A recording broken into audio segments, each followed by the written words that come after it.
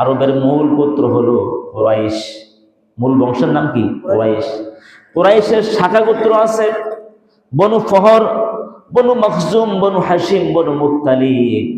এগুলা হলো কুরাইশের শাখা গোত্র। প্রত্যেক শাখার আলাদা আলাদা নেতা আছে, দলপতি আছে, সবাই হাজির হলো।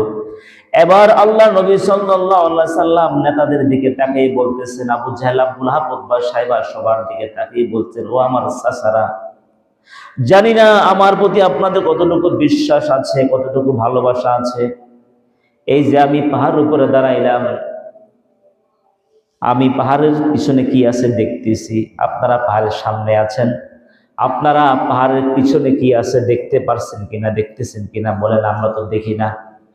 আমরা তো পাহাড়ের সামনে আছি, তুমি তো পাহাড়ের উপর থেকে পিছনেও দেখতেছো, কিন্তু আমরা দেখি না।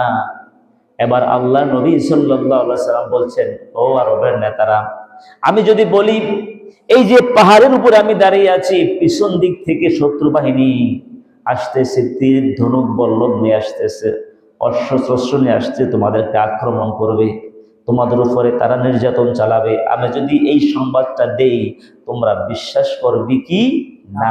আল্লাহু আকবার বলে।